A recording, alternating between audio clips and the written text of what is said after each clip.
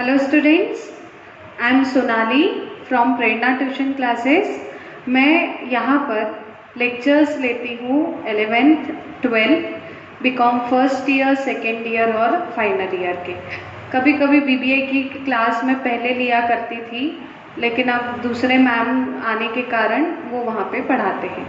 ठीक है, वैसे हमारी मुलाकात इसके पहले लेजर अकाउंट्स के फॉर्मेट में हो चुकी है कि लेजर अकाउंट का फॉर्मेट कैसे बनाया जाता है उसके बारे में हमने बात की थी।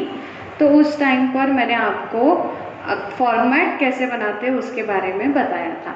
ठीक है, तो अब आपको सबसे पहले तो शॉक लगा होगा कि प्रॉब्लम नंबर 2 के पार्ट में यहाँ पर गुलाने सर के जगह अब मैडम कहाँ से आ गए।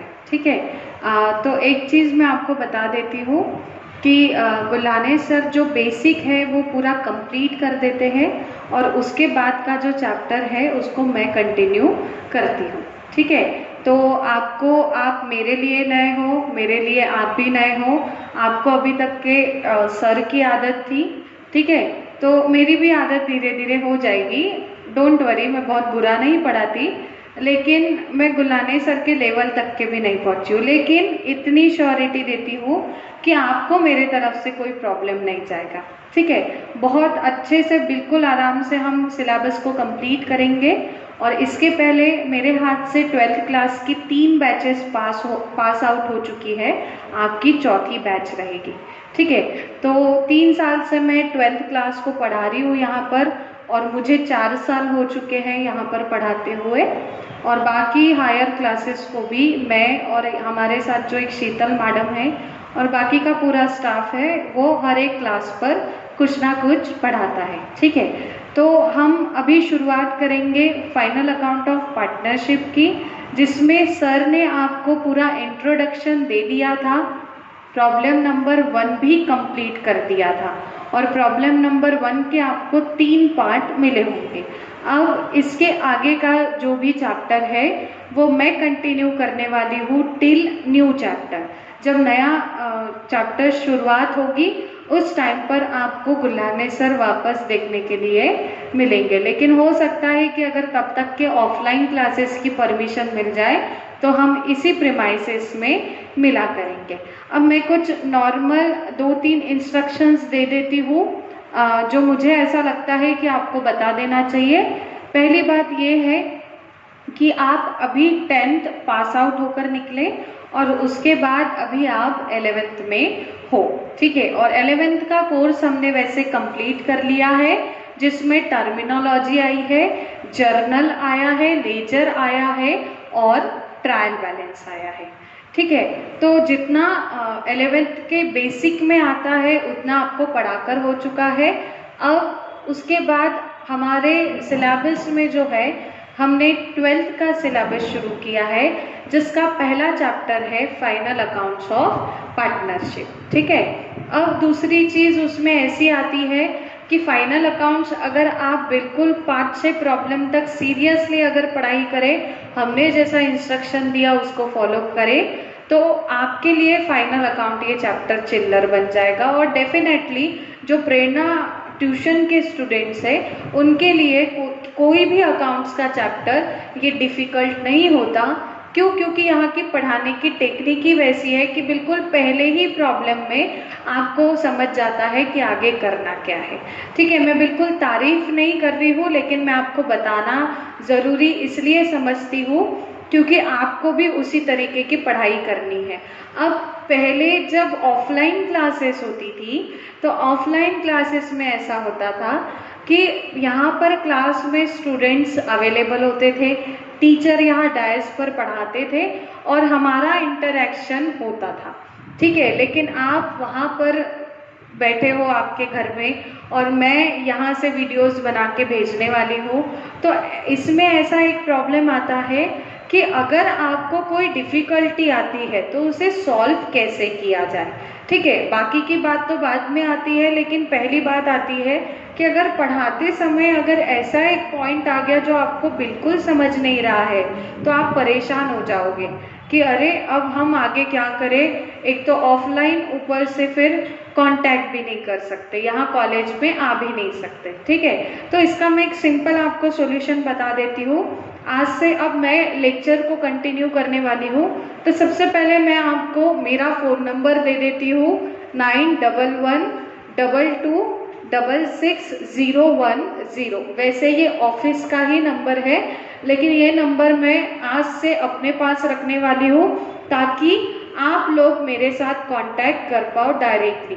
ठीक है, आपको किसी के थ्रू आने की ज़रूरत नहीं है, आप डायरेक्ट इस नंबर पे फ़ोन कर देना। लेकिन आपको फ़ोन करने का टाइमिंग है दोपहर में 2 बजे से लेकर तो शाम को 8 बजे तक। ठीक है, अब मॉर्निंग का टाइम मैंने आपको इसलिए नहीं दिया क्योंकि मॉर्निंग के टाइम पर फ्रॉम 8 AM टू 4 PM तक हम लोग कंटिन्यूसली वीडियो शूटिंग में बिजी होते हैं। लेकिन फिर भी मैंने आपको 2 बजे का टाइमिंग इसलिए दे दिया है क्योंकि 2 के बाद हमारा टाइमिंग थोड़ा फ्लेक्सिबल हो जाता है। ठीक है, तो आप बिल्कुल 2 से 8 बजे के बीच में फ़ोन करके कभी भी डिफ़िकल्टीज पूछ सकते हो, चाहे वो संडे भी क्यों ना हो। छुट्टी का दिन भी रहा तो आप मुझे फ़ोन करके पूछ सकते हो। अगर मान लो कि इसके पहले भी हमने आपको लगा कि नहीं मैडम से कांटेक्ट करना चाहिए, तो इसके पहले भी आप फ़ोन करके मिस कॉल देकर रख देना, फिर जब मैं फ्री होंगी उस टाइम पे आपको कॉल बैक कर दूंगी। दूसरी चीज़, इसी नंबर पर हमारा व्हाट्सएप भी है, तो इसी व्हाट्सएप पर आप मुझे, हो सकता है कि आप एक काम कर दिया करो कि व्हाट्सएप पे मुझे मैसेज भेज दिया करो कि मैम इस पॉइंट पर डिफ़िकल्टी है, आप उतना लिख कर भेज दोगे तो जब भी मैं रात को फ्री बैठती हूँ व्हाट्सएप मैसेजेस चेक करने के लिए, उस टाइम पर मैं खुद आपके साथ कांटेक्ट कर लूँगी। ठीक है, क्यों? क्योंकि अब बेटा ये ऑनलाइन स्टडी है, ऑनलाइन स्टडी में हमें इतना तो करना ही पड़ेगा। ऑफलाइन में ऐसा होता था आप सामने होते थे, 2 मिनट में पूछ के हम बात खत्म कर लेते थे, लेकिन अब कांटेक्ट करना है तो वो by phone number, by WhatsApp और बाय कॉल ही हो सकता है। ठीक है, अगर आपको मेरे पढ़ाने में या फिर ऐसा लगता है कि नहीं मेरा पढ़ाना थोड़ा फास्ट जा रहा है, आपको समझ नहीं रहा है, तो जिस दिन आप ये वीडियो देख रहे हो तो मैं चाहती हूँ कि आप बिना डरे और बिना ये सोचे समझे कि मैडम को कैसा लगेगा, ठीक है, ये बिल्कुल सोचना नहीं। क्यों? क्योंकि जब तक कि हमें आपकी प्रॉब्लम पता नहीं चलेगी तब तक हम वीडियो बनाने के स्टाइल को चेंज नहीं कर सकते। तो जिस दिन आपको ये वीडियो मिलेगा तो उसी दिन आप मुझे इसी नंबर पे व्हाट्सअप करके बता देना कि मैम आपकी स्पीड थोड़ी ज़्यादा हो रही है तो उसे कम करो, या फिर मैडम आप बहुत ही स्लो पढ़ा रहे हो तो थोड़ा स्पीड को बढ़ा दो। ठीक है, बिल्कुल आपको जब भी लगे कि नहीं थोड़ा सा समझने में प्रॉब्लम जा रहा है तो फिर आप तुरंत मुझे इसी व्हाट्सएप नंबर पे मैसेज डाल के रख देना, और जो आपका रिव्यू रहेगा उसके ऊपर मैं ज़रूर यहाँ पर काम करूँगी। ठीक है, क्यों? अब ये इसलिए इतना मैं आपको बता रही हूँ, अगर आप सामने होते तो आपको बिल्कुल भी प्रॉब्लम नहीं जाएगी, लेकिन अभी आप ऑनलाइन हैं तो आपको पढ़ने के लिए में भी शायद प्रॉब्लम हो सकती है। तो अब उसके रास्ते क्या है आपका प्रॉब्लम सॉल्व करने के, वो मैंने आपको बता दिया है। ठीक है, तो ये तो बात हो गई डिफ़िकल्टी की कि आपके मन में कोई भी डाउट हो, चाहे वो क्लास से रिलेटेड हो, किसी टीचर से रिलेटेड हो, मुझसे रिलेटेड हो, ठीक है, तो आप बिना डरे, बिना कोई भी आप डिस्टर्बेंस रखें, आप बिल्कुल इस नंबर पे फ़ोन कर दो या मैसेज कर दो कि मैम ये प्रॉब्लम है, आप प्लीज़ उसे सॉल्व करिए। ठीक है, अब दूसरी चीज़ ऐसी होती है कि अब मैं आपको पढ़ाना स्टार्ट करूँगी और आपको मैं जैसे जैसे पढ़ाऊंगी उस हिसाब से आपको इंस्ट्रक्शन को फॉलो करना है। ठीक है, अब ऐसा क्यों, तो मैं आपको बता देती हूँ। आप नए हो, आपको बेसिक अकाउंटिंग तो पढ़े हो, लेकिन अब उसे प्रैक्टिकली कैसे सॉल्व किया जाता है इसे समझने के लिए हमें टाइम लगता है, और ऊपर से ऑनलाइन स्टडी है। ठीक है, ऑनलाइन स्टडी में ऐसा है कि हम अपने तरफ से वीडियो बना के तो भेज देंगे, लेकिन आपको प्रॉपर उसी टाइम पर देखना है। आप एक टाइम सेट कर लो शाम का कि शाम को मुझे 6 बजे बैठना है। 6 बजे का टाइमिंग मैं इसलिए दे रही हूँ ताकि वीडियो देखते समय अगर आपको कोई प्रॉब्लम जाता होगा तो आप मुझे तुरंत फ़ोन करके पूछ सकते हो कि मैम अभी ये वीडियो देख रहे हैं, इसमें ये पॉइंट हमें समझ में नहीं आया, तो मैं तुरंत आपकी डिफ़िकल्टी को सॉल्व करती हूँ। तो आप एक टाइमिंग डिसाइड कर लो कि 6 बजे से लेकर 8 बजे तक के हमें ये अकाउंट्स का वीडियो देखना है। तो वो टाइमिंग आपके लिए प्रॉपर हो जाएगा। दूसरी चीज़ आपको ऐसा रखना है, वैसे इसके पहले भी मैंने बताया लेकिन फिर भी बता देती हूँ कि फ़ोन को आप बिल्कुल सामने रख देंगे, हेडफोन्स डाल लेंगे। अगर ऐसे चालू रखा तो भी अच्छा है लेकिन साउंड में फ़र्क पड़ता है। तो हेडफोन डालने के बाद मैं यहाँ पर जैसा जैसा लिखते जाती हूँ वैसा वैसा आपको आपके कॉपी में भी लिखना पड़ेगा। मतलब अभी मेरे टेबल बन के रेडी है तो आपके कॉपी में भी टेबल बन के रेडी होना चाहिए, ठीक है। वैसे मैंने जब आपको फॉर्मेट बताया अभी पार्टनरशिप का कि trading P&L capital account balance sheet को कैसे बनाना है, उसका एक वीडियो आपको मिल चुका होगा प्रॉब्लम नंबर 1 के पहले, ठीक है, मिला। तो उसमें मैंने आपको इंस्ट्रक्ट कर दिया था कि प्रॉब्लम नंबर 2 से आगे अब आपको टेबल बना के रखने पड़ेंगे, ठीक है। अब आपको हर बार नहीं बोला जाएगा कि ये प्रॉब्लम शुरू होने वाला है तो आप टेबल बना के रखो। आपको पता है कि नेक्स्ट वीडियो प्रॉब्लम नंबर 3 का है, तो प्रॉब्लम नंबर 3 के टेबल आप बनाकर रख देंगे, ठीक है। तो चलो अभी जैसे जैसे इंस्ट्रक्शन की बारी आएगी वैसे वैसे हम बीच बीच में बातें करते रहेंगे। आप भी मुझे वहाँ से हाँ नहीं में जवाब देते रहना, मेरे मन तक आपकी बात पहुँच जाएगी, ठीक है। चलो तो अभी हम प्रॉब्लम को सॉल्व करते हैं। मैं एक चीज़ बता देती हूँ कि आपने जब टेबल बनाया होगा तो आपने ऊपर लिखा होगा in the books of mister Jagan and मगन, ठीक है। हमारा जो नेक्स्ट प्रॉब्लम है प्रॉब्लम नंबर 2, उसमें हमारे पार्टनर्स का नाम है जगन एंड मगन, ठीक है। तो ये आपने इसके ऊपर लिखा होगा in the books of mister Jagan and मगन ट्रेडिंग अकाउंट, फिर ट्रेडिंग अकाउंट के नीचे फॉर द ईयर एंडिंग 31 मार्च 2008। अब वहाँ पे 31 मार्च 2008 ये ईयर एंडिंग दिया हुआ है, ठीक है। तो मैं अब पूरा एज इट इज नहीं लिखने वाली, इसका रीज़न भी मैं आपको बता देती हूँ कि अगर मैंने वो सारी चीज़ें लिखी, पर्टिकुलर अमाउंट लिखा, तो फिर मुझे जिस पॉइंट पर फोकस करने आपको लगाना है तो आप उस चीज़ पर फोकस नहीं कर पाओगे।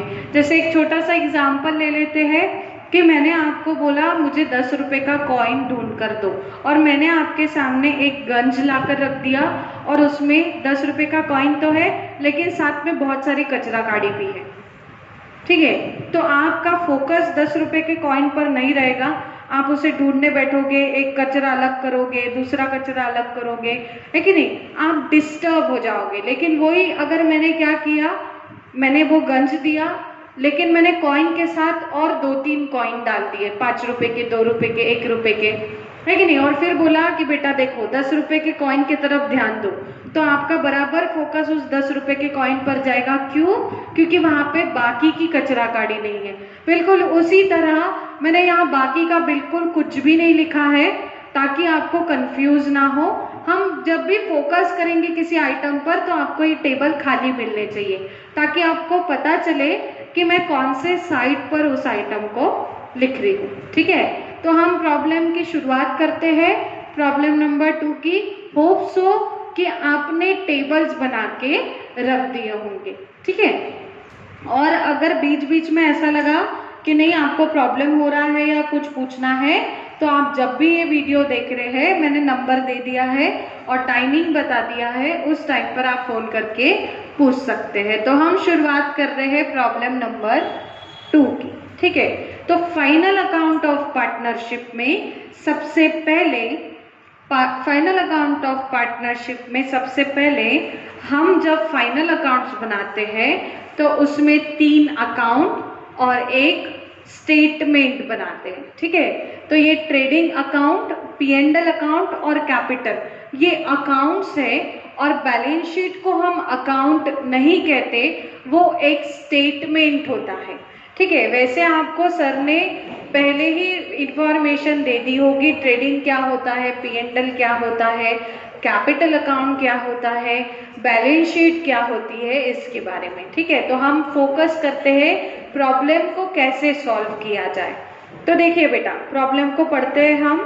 From the following trial balance of you are required to prepare trading and profit and loss account for the year ended 31st March 2008 and the balance sheet as on that date taking into consideration the additional information.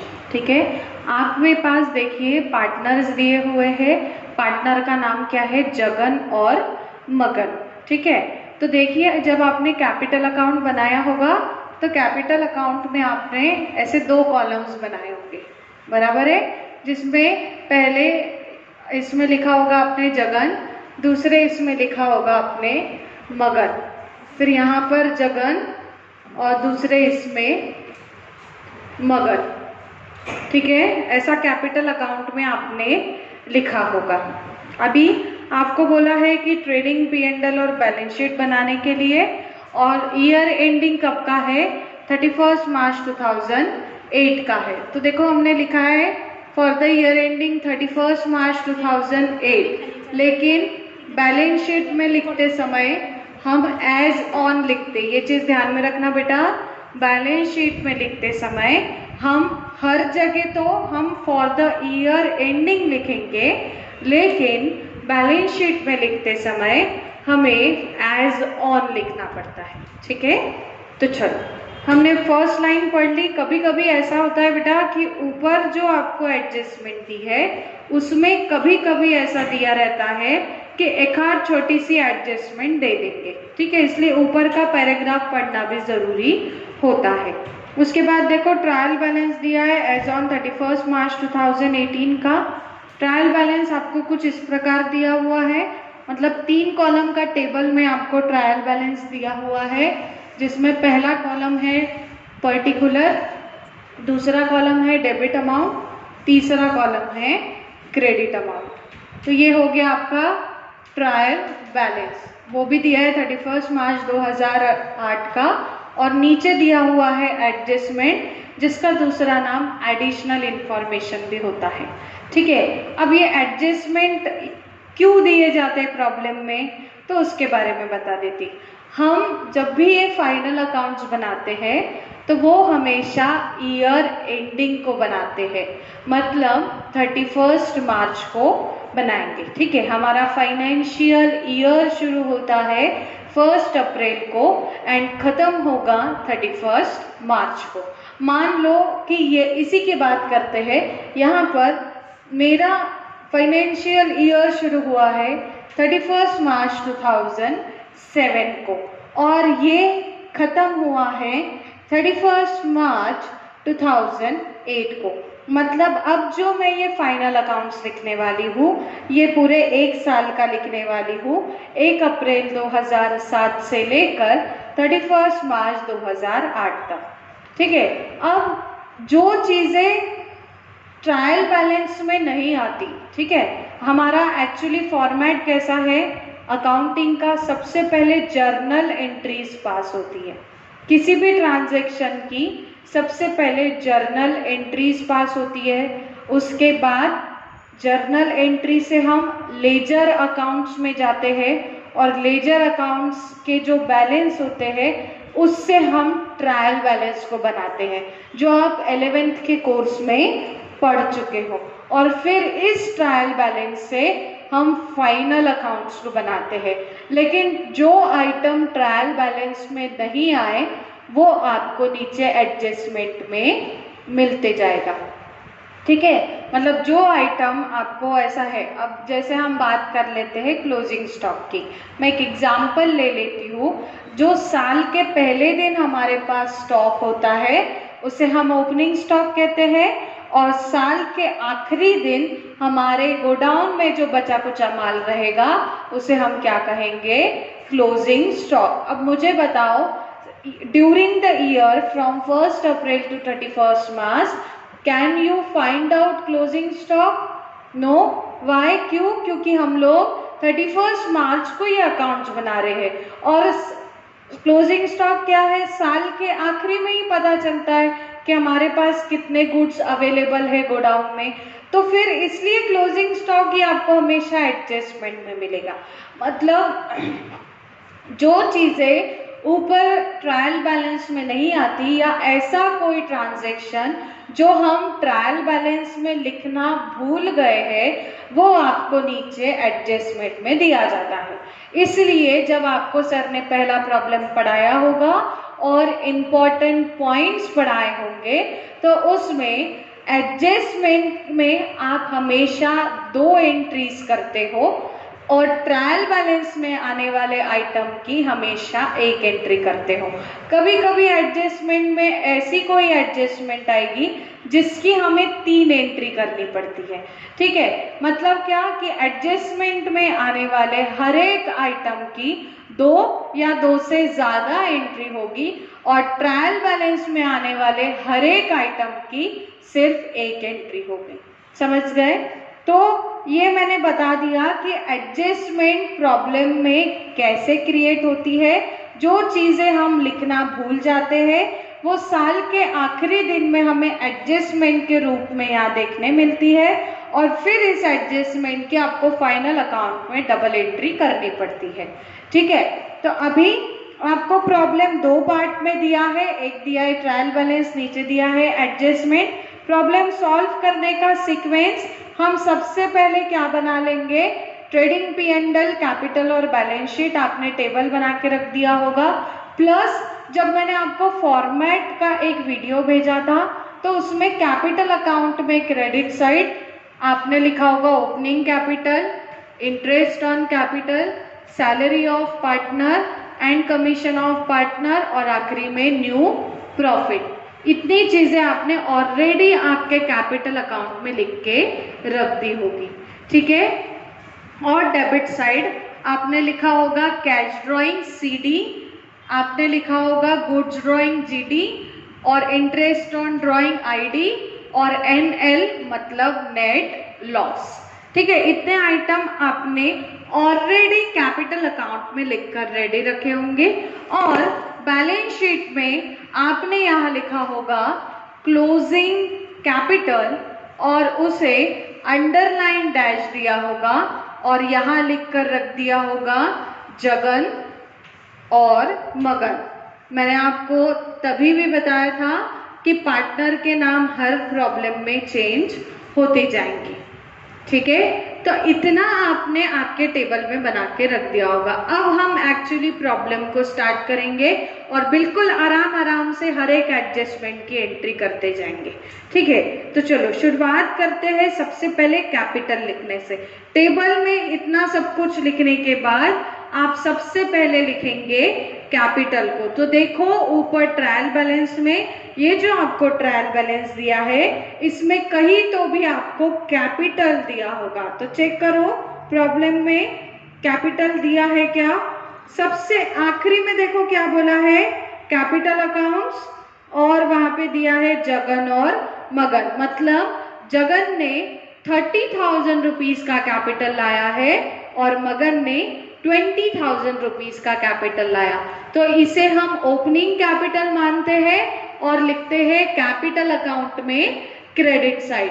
तो आपने जो capital account बनाया उसमें credit side में आपने पहला item लिखा होगा ओपनिंग कैपिटल, तो जगन में लिखो 30,000, जगन के कॉलम में 30,000 और मगन के कॉलम में 20,000। जगन के कॉलम में 30,000 और मगन के कॉलम में 20,000।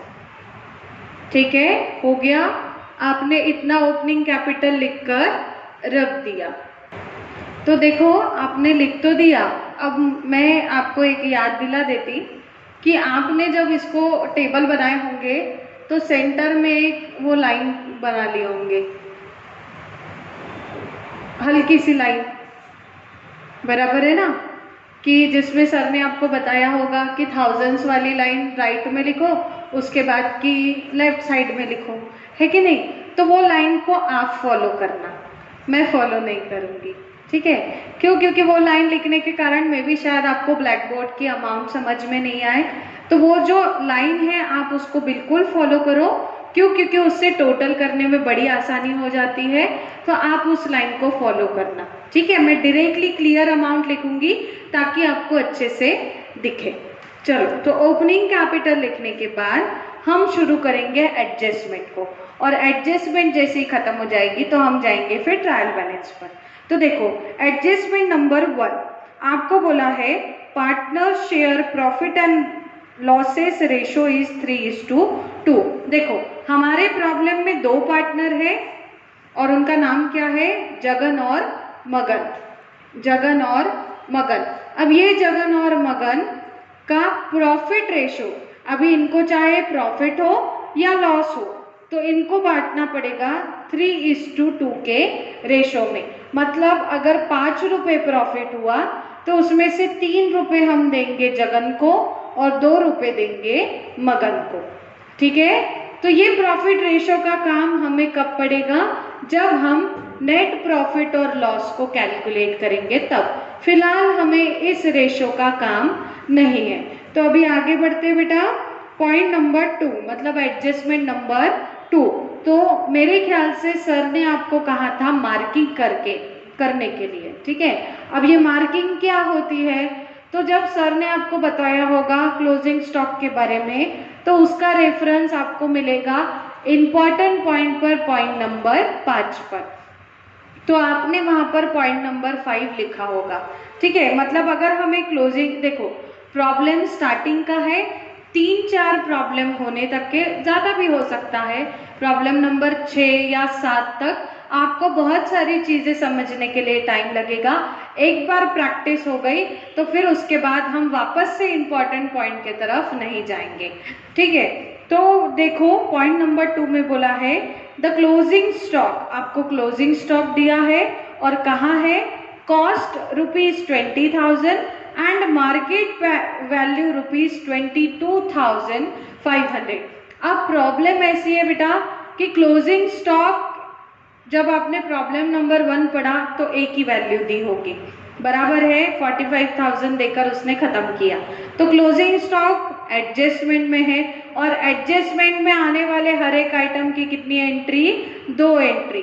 तो क्लोजिंग स्टॉक हम लिखते हैं ट्रेडिंग अकाउंट में क्रेडिट साइड और सेकेंड एंट्री होती है बैलेंस शीट पर एसेट साइड।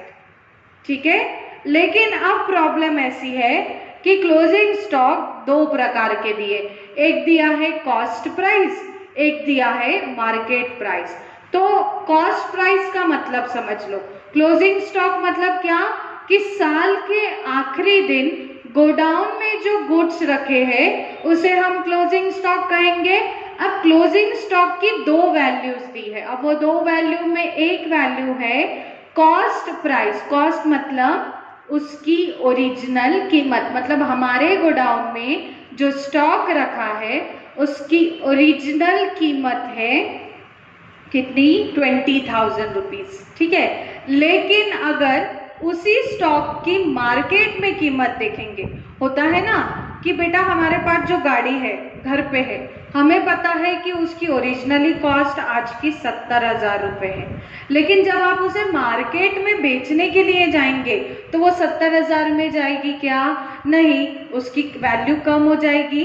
ठीक है, तो वैसे ही अगर हम गोल्ड की बात करें, गोल्ड मतलब सोना, सोना मतलब झोंकने नहीं, ठीक है, सोना मतलब गोल्ड। ठीक है, जो सोनार के दुकान में मिलता है। तो अगर आप आज की कीमत पे अगर गोल्ड खरीदो तो आपको 10 ग्राम सोना मतलब 1 तोला सोना की कीमत यहाँ पे मेरे ख्याल से आज का रेट कुछ 51,000 का है। ठीक है, तो आज अगर आप 10 ग्राम सोना खरीदने के लिए जाते हो तो आपको 51,000 देना पड़ेगा। लेकिन वही अगर मैं इसकी मार्केट प्राइस की बात करूं, 2 दिन बाद भी अगर आप उसे बेचने के लिए जाओगे ना तो उस दिन जो मार्केट में प्राइस चलेगा उसे वो अलग होती है, मतलब जितने में हमने खरीदा उसे कहा जाता है कॉस्ट, और अब जितने में हम बेचने वाले या फिर हम पता करते हैं कि आज के दिन उस गोल्ड की कीमत कितनी है मार्केट में, तो उसे कहा जाता है मार्केट प्राइस। वैसे ही हमारे पास जो क्लोजिंग स्टॉक है उसकी 2 कीमत है, एक कॉस्ट है, एक मार्केट है। तो फिर सवाल ये उठता है कि हमें कौन से अमाउंट की एंट्री करनी है। तो इसके लिए हम चलते हैं important point number 11, page number 5। आप पेज नंबर 5 निकालो, पेज नंबर 5 निकालो और इंपॉर्टेंट पॉइंट नंबर 11 को पढ़ो। देखो प्रॉब्लम में इंपॉर्टेंट पॉइंट नंबर 11 में क्या लिखा है, if market price and cost price of closing stock is given, मतलब अगर प्रॉब्लम में मार्केट प्राइस और कॉस्ट प्राइस दिया होगा, in that case we have to consider lower price, don't take any entry of higher price। इसका मतलब क्या है कि अगर आपको क्लोजिंग स्टॉक की दो कीमत दी होगी, एक कॉस्ट प्राइस दिया होगा, एक मार्केट प्राइस दिया होगा, तो हमें दोनों में से कोई एक अमाउंट को लेना है और वो अमाउंट लोअर प्राइस होनी चाहिए। लोअर प्राइस मतलब लेस प्राइस, जिसकी प्राइस कम होगी। सीधा सीधा अगर मैं बात करूं तो हमें कॉस्ट प्राइस और मार्केट प्राइस से कोई मतलब नहीं, हमें ये देखना है दोनों में से अमाउंट कौन सी कम है। तो यहाँ पर कॉस्ट, यहाँ पर आपको कॉस्ट दिया हुआ है कितना, अच्छे से लिखकर ही बता देती हूँ। आपको कॉस्ट दिया है कितना, 20,000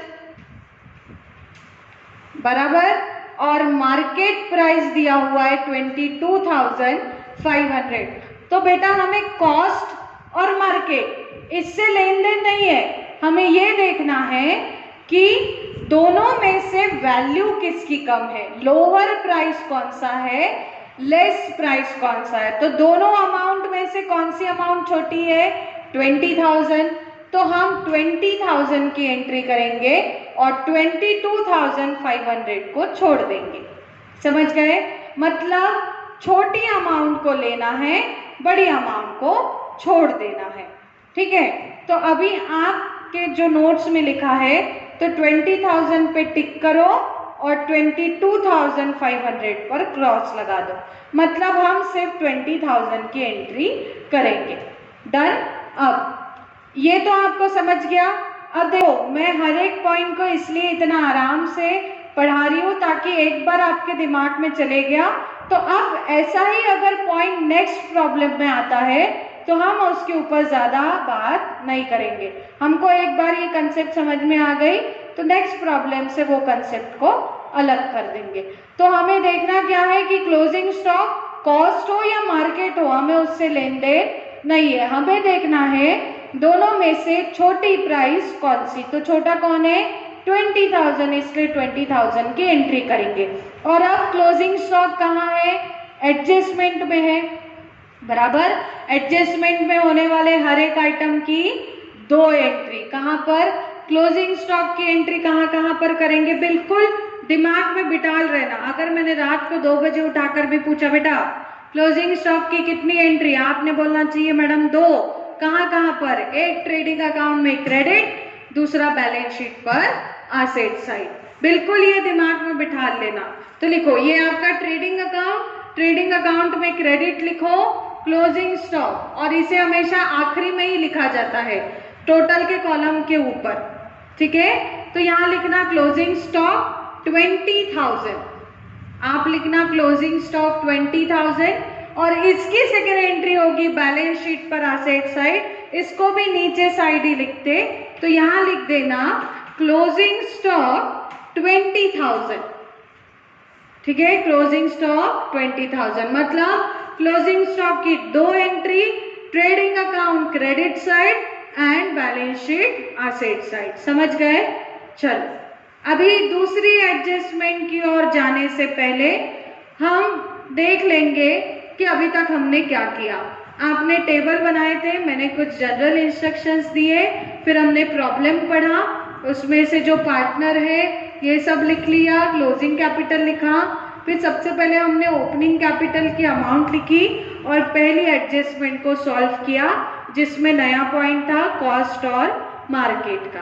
ठीक है, तो एक काम करते हैं कि इस वीडियो को हम यही स्टॉप करते हैं, मतलब ये वीडियो हम यही स्टॉप कर देंगे और जो हम पार्ट 2 देखेंगे इसी प्रॉब्लम का पार्ट 2, उसमें हम आगे की एडजस्टमेंट सॉल्व करेंगे और जितना हो सके प्रॉब्लम को कंप्लीट करने की कोशिश करेंगे। ठीक है, तो तुरंत आपको देखो एक और चीज बता देती हूँ कि जो भी आप प्रॉब्लम सॉल्व कर रहे हो उसको एट ए टाइम सॉल्व करो। मतलब अगर एक प्रॉब्लम के 2 पार्ट है तो दोनों पार्ट को कंटिन्यूशन में देखो। मतलब यहाँ पहला खत्म हुआ कि दूसरे पे जाओ, दूसरा खत्म हुआ तो तीसरे पे जाओ, लेकिन एक प्रॉब्लम को कंप्लीट एक दिन में ही देखना।